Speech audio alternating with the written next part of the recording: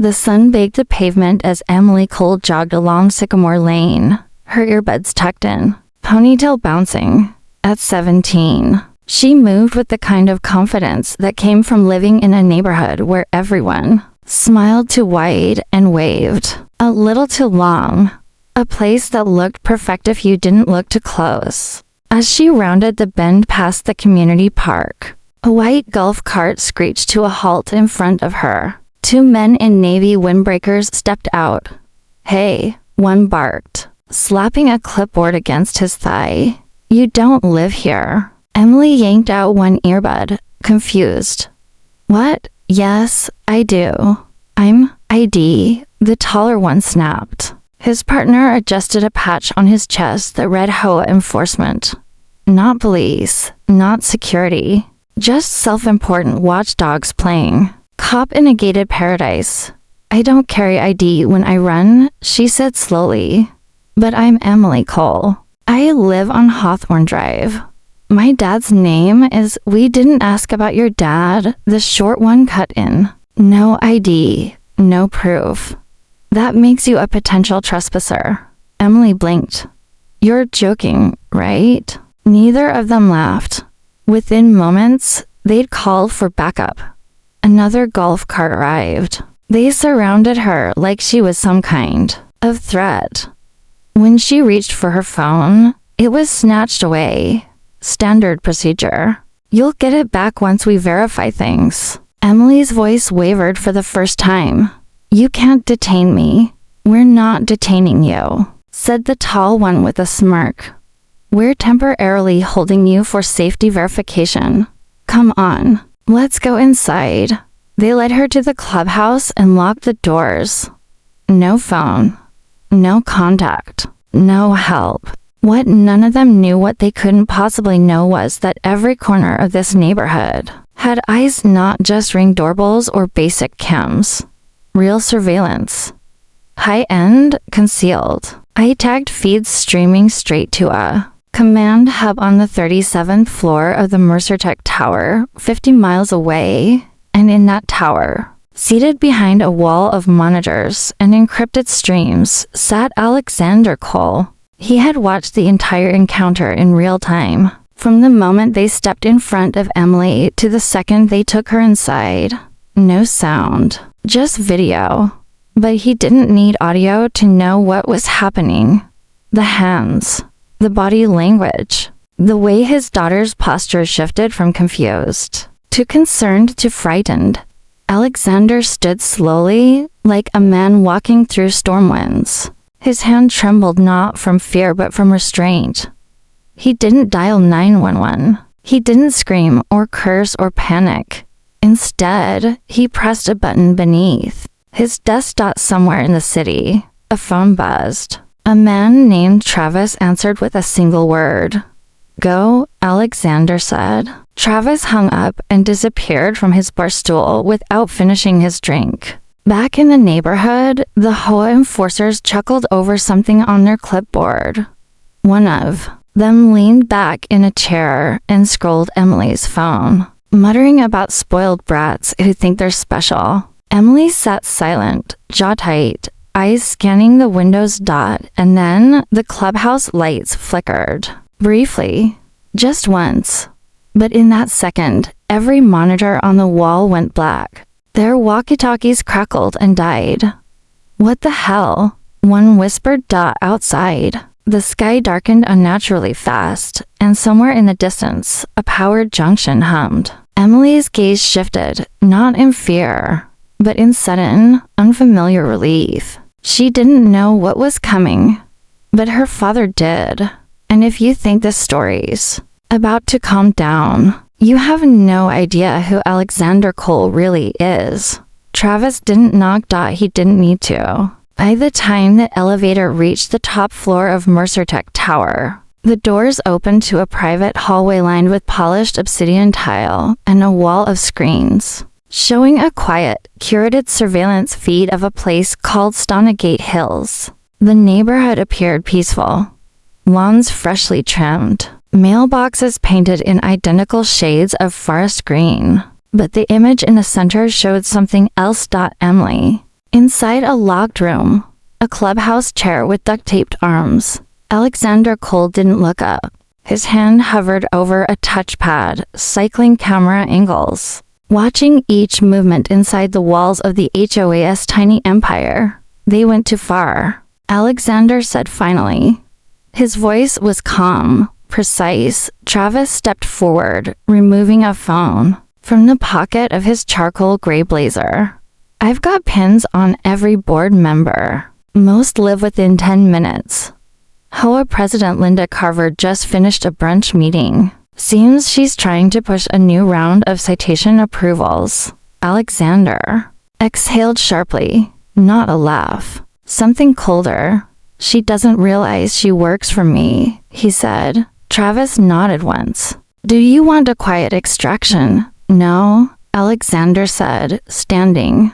I want them to feel watched. 3 years ago, Stonegate Hills had been just a vision, a test bed, not just for real estate, but for control, automated lighting, AI-enforced property management, biometric security. The entire neighborhood was funded through Cole's shell firms and managed by a firm called Unity Property Solutions, a company no one realized was owned outright by Alexander's tech holdings. The HOA, a layer of theater.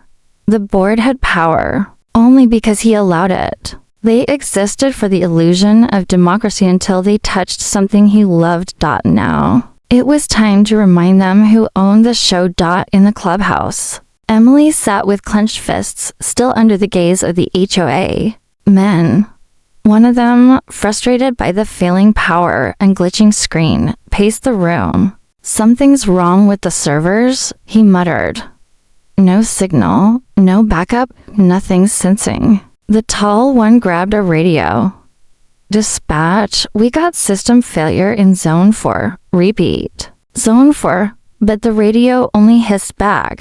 Outside, on the main boulevard, a sleek black SUV rolled past the gate. The guard didn't stop it. He didn't even look up. The system had cleared it before he blinked. Travis sat inside, glancing at a tablet that pulsed with biometric readings and heat maps. He was already tracking every heartbeat inside the clubhouse. Inside the boardroom, Linda Carver poured herself a second glass of sangria, not noticing the red notifications silently flashing on her HOA tablet. Asset review. Immediate. She sipped, scrolling past it. Damn system glitches again, she muttered, irritated that the dashboard wasn't showing her latest fine submissions. That was the thing about power.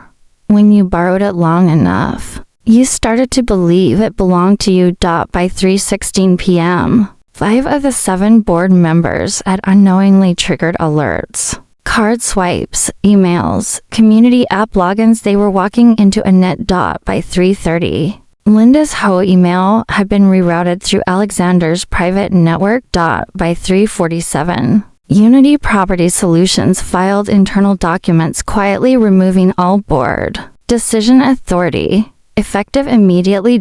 In the clubhouse, the lights flickered again. The taller man looked up as all cameras rebooted. Only this time, the screens didn't show community feeds. They showed them sitting in that room, holding a teenager, with a timer on the bottom corner, ticking backward. What the hell is that? He said, backing up. Emily didn't answer. She didn't have to, because in that moment, she saw the tiniest red dot appear on the window, and she smiled. They thought this was a girl they could intimidate, that she was just another kid, in overpriced shoes living in daddy's shadow. But her father didn't cast shadows. He controlled them. The Stonegate Hills HOA boardroom was a glass-walled conference room on the second floor of the Community Welcome Center, a self-important term for what was really just a rebranded leasing office with fake mahogany panels. Inside, 5 board members sat around a long table, flipping through papers and complaining about dog breeds and lawn heights, as if they were national security threats. Linda Carver sat at the head, fingers steepled beneath her chin. She liked that seat. It gave her the illusion of being a judge or something more. A small-town tyrant with just enough power to feel dangerous. She called the meeting to order with the smug authority of someone who had never been told no. Item 1. Citation backlog, she said, as of this morning. We've issued 73 fines for visible trash bins and 18 warnings for improper flag. Placement improper flags, asked Tom, the board's treasurer, furrowing his brow. What does that even mean? Linda narrowed her eyes. Political banners. Anything that disrupts uniform appearance. Read the charter. Tom didn't. Push back. Not because he agreed, but because he knew Linda thrived on resistance. He remembered when the HOA used to help people when they'd organize block parties or fix broken sprinklers. Now it was all threats and warnings and veiled legal terms. He looked down at the latest budget sheet. The legal compliance fund had doubled in the last quarter. Another board member, Shelley, leaned in. Did you hear about the girl we picked up this morning? Linda looked up. The jogger? Shelley nodded. Yeah. Claimed she lived on Hawthorne Drive. No ID, but said her name was Emily Cole. Linda scoffed. Cole doesn't ring a bell. Tom looked up slowly.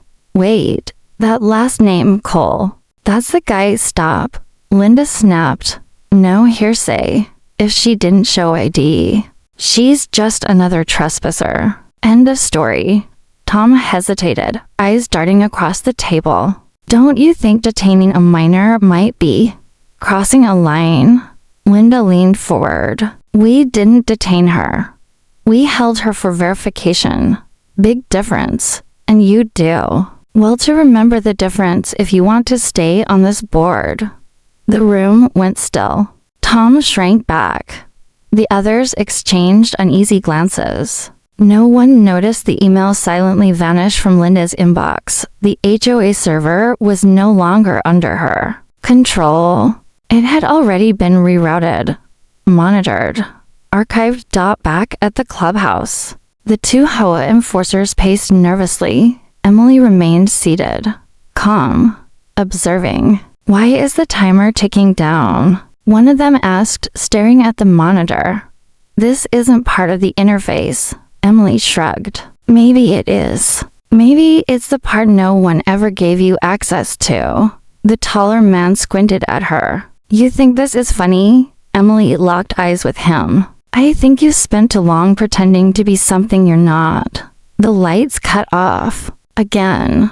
This time, the backup didn't kick in. The temperature dropped slightly. The screen flickered to a new FIDA man's face. Alexander Cole. He didn't speak. He didn't need to. The men froze as the image slowly zoomed in on the room they were in. Not from a camera in the corner. From one behind the wall. The taller man backed up, bumping into a shelf. You're trespassing. He mumbled. You can't. Just Alexander's face remained still. But the feed shifted again, this time showing Linda, seated in her boardroom, mid-sentence. The view pulled tighter, until it focused on her laptop. And the words that flashed across it. All board authorities suspended, effective immediately. Linda froze as her laptop crashed to desktop. Her phone buzzed. Another message. You were warned. She looked up past the board through the glass window. Outside, in the parking lot, a black SUV had just parked. A man in a charcoal blazer stepped out, carrying a sealed envelope. He didn't walk. He approached. The illusion of power cracked. Right then. And next, it would crumble. Linda Carver's fingers trembled slightly as she clutched the envelope. The man in the blazer had said nothing when he handed it to her. No explanation. No badge. Just a sealed black envelope with her name typed in crisp white font. She tried to demand answers, but he simply smiled, nodded once, and turned away without another word, like someone delivering a final message to a condemned queen. Now, inside the boardroom, the others watched her expectantly. Well, Shelley asked. What is it? Linda hesitated. Her pride warred with a creeping dread in her gut. But curiosity always overruled fear. She tore the seal and unfolded the single page inside. As her eyes scanned the contents. Her complexion drained to ash. It wasn't a letter. It was a termination notice. Effective 7 a.m. today. All board activities are hereby suspended. Authority has been revoked. Do not contact vendors. Do not issue citations. Do not convene meetings. Legal compliance has been reallocated to internal review. She read it again, slower, as if some legal escape hatch might appear in the fine print. But there was no logo, no name, no signature. Just a QR code at the bottom labeled, for the one who thinks they're in charge. Shelley leaned over to peek. Linda.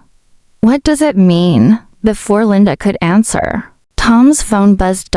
So did Shelley's. Then the office landline rang. Then the TV behind them blinked to a blank blue screen with bold black letters. Dio. Not resist. Tom answered his phone, and within moments, his face fell slack. It's from Unity, he said, voice dry. The management firm. What are they saying? Linda snapped. He stared straight ahead. They're saying we're done. The board's been dissolved. Our access revoked. Every password changed. Shelley's voice wavered. They can't do that, can they? Linda stood quickly, trying to log into the HOA admin portal from her tablet. It kicked her out. Again and again. No, no, no, she muttered. We were elected. We hold the authority. I'll sue them. But the door buzzed before she could finish. Not a knock.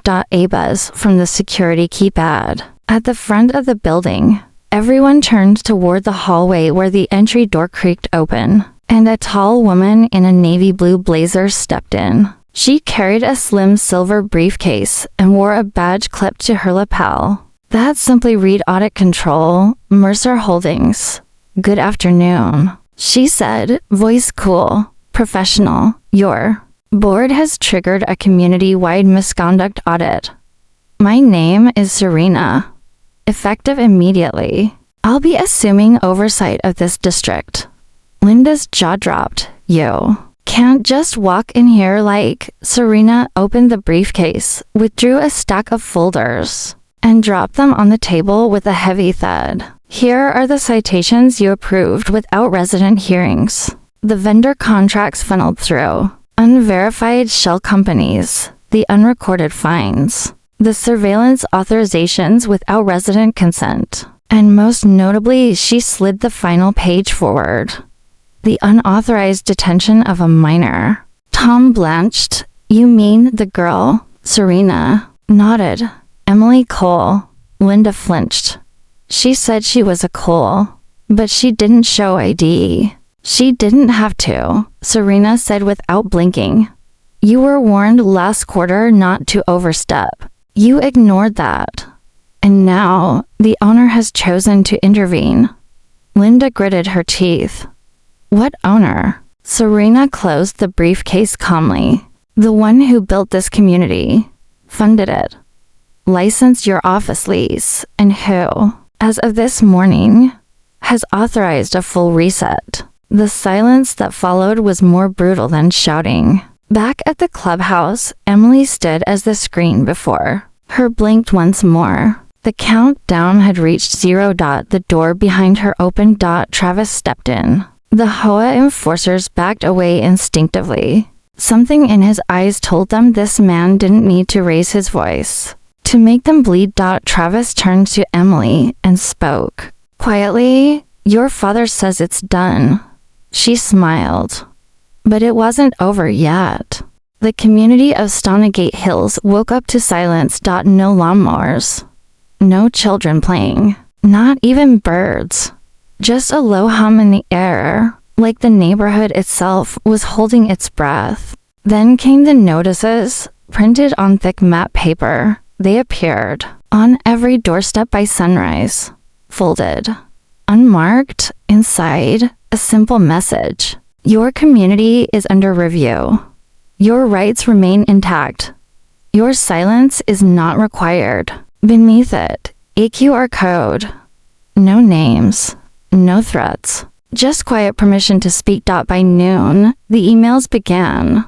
One by one, residents found their inboxes flooded with digital copies of fines they'd never seen, authorizations they never signed, and HOA surveillance photos of their own backyards taken from angles that made their skin crawl. Some showed their children. Others showed them inside their own garages. The uproar came in waves. First confusion, then rage.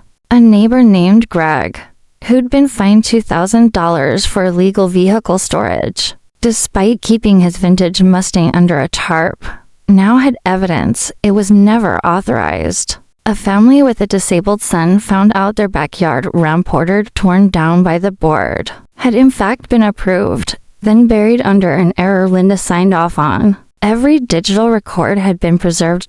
Every lie, every edit, every smug decision they'd laughed about during coffee breaks was now stitched into a timeline and distributed like wildfire. At 3 p.m., Serena called the emergency town hall. It wasn't optional. Dozens of residents packed into the community center, their faces tight with anger. The HOA board sat at a separate table under dim lights, a single microphone placed before them. Linda Carver was no longer in control. She wasn't even pretending to be. Serena stood in front of a massive screen displaying charts, emails, citations, and video footage. "Let's begin," she said. "All of what you're about to see was gathered under your community's surveillance contract, authorized by your former board." The screen flicked to a clip. Linda laughing with Shelley about finding a couple for putting out Halloween decorations too early. Another, Tom arguing against excessive ticketing, being shouted down. Then, Emily Cole, seated in a locked room, silent, still, powerless. The audience shifted uncomfortably. A few gasped. "This is who you trusted with authority," Serena said. "They abused your silence. And now, the owner has decided your silence ends today." Linda leaned into the mic. "None of this is criminal," she said bitterly. "We acted within guidelines, which you rewrote." Serena cut in. "Without resident votes, without compliance, without legal consultation." Tom looked pale. "I didn't know. I tried to push back." Serena nodded once. "You'll have a chance to make that known. But the rest of the board has been issued letters of removal and notices of restitution." Shelley whispered. "What does that mean?" "It means," Serena said, eyes locked on her, "you'll be paying it all back." Shelley's breath caught. A hand rose in the crowd. It was Greg. "What happens next?" he asked. "Do we get a say again?" Serena turned to him. "You do now." She handed him a sleek black tablet. On it, a list of temporary leadership roles: transparency officers, compliance monitors, election dates. "The neighborhood isn't being punished," Serena said, loud enough for all to hear. "It's being returned. Back to you." Linda bolted up from her chair. "This is a coup. We're protected. I'll sue everyone." A voice rang out from the back of the hall. "You'll sue the man who owns your mortgage broker, the one who built this building, your street, your HOA app, and your boardroom." Every head turned. Alexander Cole stood in the doorway, calm, buttoned shirt. No guards. Just presence. Linda's voice died in her throat. Alexander took one step forward. This was never about rules. It was about arrogance. "You touched my daughter," he said, voice even. "You turned a system of fairness into your personal throne. That throne is gone. The crown's been melted." He looked across the residents. "It belongs to them now." Then he left, as quietly as he came. But the aftershock, just beginning. The next morning, The gates of Stonegate Hills opened for the first time in years. Not metaphorically. Literally. The access codes had been wiped. The armed barriers lifted. A sign replaced the keypad. Under reconstruction, community oversight in progress. To most residents, it was a breath of fresh air. But to Linda Carver, it was a funeral procession. She had spent the night tossing legal documents into a suitcase. Furious voicemails sent to attorneys, and frantic calls to Shelley and the rest of the now-defunct board, none of whom were picking up anymore. Every time she glanced at her phone, a new notification appeared: media inquiries, resident petitions, and a formal cease and desist from Unity Property Solutions, warning her to cease impersonating a board official. Still, she clung to hope. She wasn't going down without a fight. Then came the unmarked car. It pulled up to her driveway at exactly 9 a.m. A single man stepped out, tall, expressionless, dressed in slate gray with a sealed folder under one arm. He handed her an envelope and spoke only once. "You're being summoned to review." Linda stared at the address on the card. It wasn't a courthouse. It was the Stonegate Hills Community Clubhouse. She nearly threw it away. But something compelled her to go. By 10 a.m., she arrived, heels clicking against tile, eyes blazing with fury. But as she stepped inside, her confidence buckled. The room was dark. Only a single overhead light shone above a table in the center, and seated at that table was Alexander Cole. Emily sat beside him, calm, composed, not a trace of fear. Two legal representatives flanked the room, both silently observing. Linda hesitated. Is this an interrogation? Alexander didn't look at her at first. He was reviewing a document, pen in hand. When he finally glanced up, his gaze was sharp enough to peel away every layer of pretense she'd wrapped herself in. "This isn't an interrogation," he said. "It's a reckoning." Linda scoffed. "I've done nothing illegal. The bylaws are gone." He interrupted. "Everything you based your authority on was invalidated the moment you stepped outside your jurisdiction. You broke procedure. You manipulated systems you didn't understand. And then," his voice dropped, steady and dangerous, "you put your hands on my child." Emily leaned forward slightly. "They didn't believe I lived here," she said, "even when I told them who I was." Linda shook her head. "That's not fair. She had no ID. We were just doing our job. You were pretending." Alexander cut in, standing now. "Pretending to be powerful. Pretending your job was law. It never was." He slid a folder toward her. "Inside this is a full confession draft. You'll sign it. You'll agree to permanently surrender any involvement in neighborhood affairs. And you'll authorize repayment of every fraudulent fine you ever approved." Linda glanced through it, eyes darting like a trapped animal. "You can't. I'm not signing this." "You will," he said. She looked up, defiant. "What if?" "I don't." Alexander motioned to the screen behind him. A projection flickered on footage from the day she detained Emily. Audio, visual, time-stamped, annotated.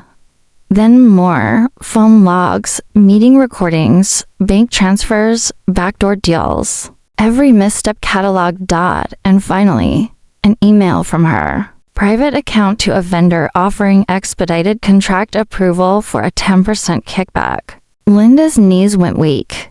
"If I release this," Alexander said, "you won't lose just your house, you'll lose your license, your assets, your reputation. Everything you used to play queen will be dust." Silence stretched. Linda's hand trembled as she picked up the pen.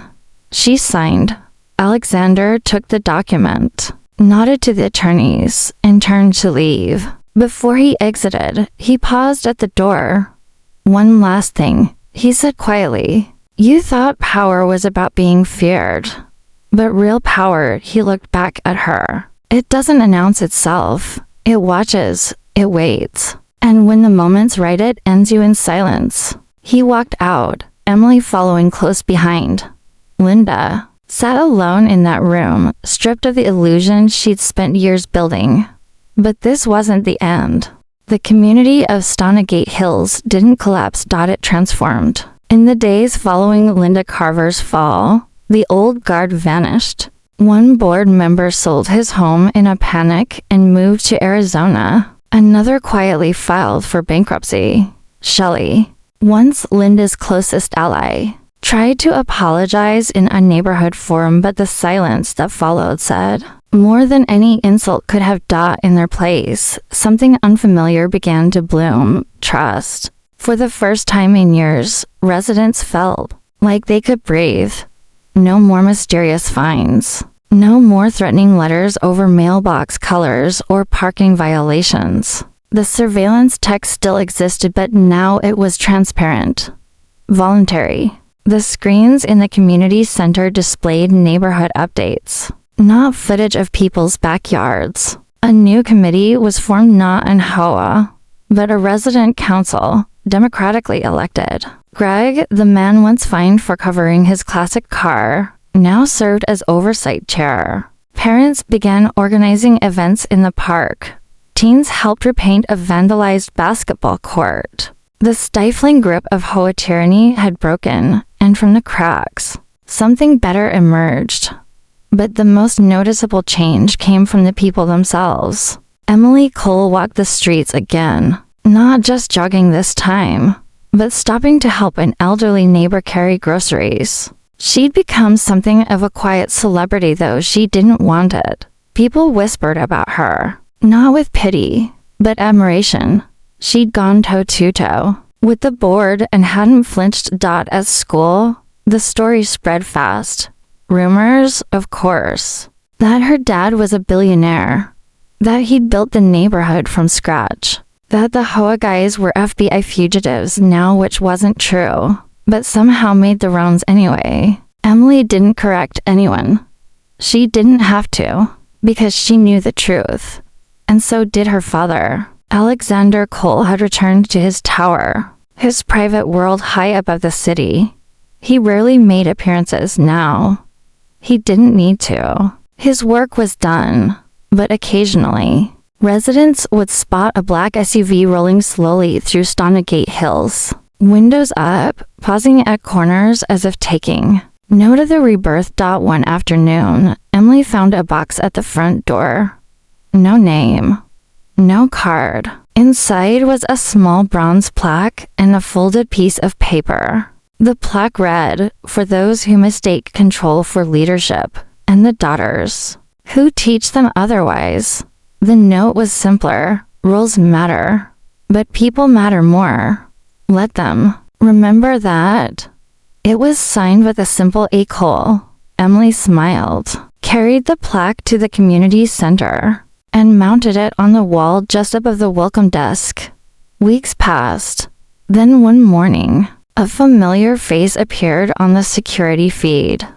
Linda Carver. She walked the sidewalk just outside the gates, sunglasses on, hair tied back, face carefully neutral. She didn't try to enter, she just stood there, staring through the iron bars as if waiting for the gates to open again. But they didn't. They stayed shut. Linda turned and walked away without a word. Greg saw her from across the street. He said nothing. He didn't need to. Everyone in Stonegate Hills had learned something. Some lessons came with community barbecues and new policies. Others came with fire, with exposure, with a father who watched silently from the shadows and waited for the moment to remind them who really held the blueprint. The past wasn't forgotten, but it wasn't feared either. And as the sun dipped behind the hills, the neighborhood glowed with a rare feeling. Peace, earned, protected. But peace has enemies. 3 months passed. Stonegate Hills had found its rhythm. Laughter echoed from playgrounds. The new resident council held monthly forums. Food trucks came every Saturday. The neighborhood, once ruled by fear and fines, now pulsed with something long missing: freedom. But peace has a price, and some don't like paying it. One morning, tucked between a stack of grocery coupons and a pizza flyer, Greg pulled an envelope from his mailbox. It was thick, legal-sized. His name typed in bold on the front. No return address. Inside was a lawsuit, defamation, wrongful termination, harassment, filed by none other than Linda Carver. She was back not in the neighborhood, but in court, or at least trying to be. Her complaint ran 26 pages. She accused Alexander Cole of orchestrating a conspiracy to ruin her life. She claimed the surveillance footage was manipulated, that the board had been tricked, that she had been set up by jealous neighbors. She's insane, Greg muttered, handing the papers to Emily, who had stopped by to drop off donuts for the new park committee. Emily skimmed it. Her expression didn't change. She won't win, she said calmly. You're still. It's a problem, Greg said. If this hits the news, people might start asking questions. We've got families moving in, investors looking into expanding our model. This kind of noise. She wants attention, Emily interrupted, not justice. Greg nodded slowly. So what do we do? Emily didn't answer. She didn't have to, because a day later, Linda's case mysteriously disappeared from the docket. Withdrawn. Without comment. The next morning, she posted a message on her private Facebook page, just 3 words. I was wrong. Then her profile vanished. Deleted. Her email stopped working. Her real estate license was suspended. A week later, a whisper surfaced in quiet business circles that her consulting firm had lost its funding, and 2 contracts tied to her name had been flagged for audit. Linda Carver had vanished in a different way now. Not publicly. Economically. There was no public statement from Alexander Cole.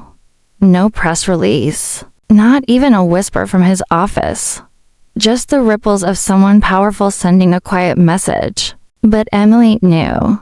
One evening, she returned home to find her father sitting by the fire pit in their backyard, a rare glass of bourbon in hand, watching the wind move the trees. She tried to sue you, Emily said, lowering herself into the seat beside him. She tried, Alexander said, briefly. Emily smiled faintly. What did you do? He took a sip, then looked at her, not like a billionaire, not like a kingmaker, just a father. I reminded her of her dividend. Emily tilted her head. What dividend? The one I paid her, when I let her walk away the first time. There was silence between them for a while, the kind that says more than conversation ever could. Finally, Emily asked, why didn't you just destroy her back then? Alexander looked into the fire. Because some people need to see the edge of the cliff before they stop running, and some don't stop until they're already falling. The next morning, a new plaque appeared in the community center. Bronze. Minimalist. Silence is not submission, and forgiveness is not weakness. No one signed it. They didn't need to. The legend of Stonegate Hills had already spread, not just locally, but nationally. Other communities began asking about the resident council model, about audit transparency, about how to dismantle corrupt HOA letters without bloodshed or with it. If needed. One podcast called it the HOA revolution. Another simply called it the Cole Doctrine. But in the heart of the hills, it was simpler. It was a neighborhood that remembered Dodd, and no one ever touched Alexander Cole's daughter again. Because once you've felt the hand that holds the deed to your future, you don't test if it still has the strength to close.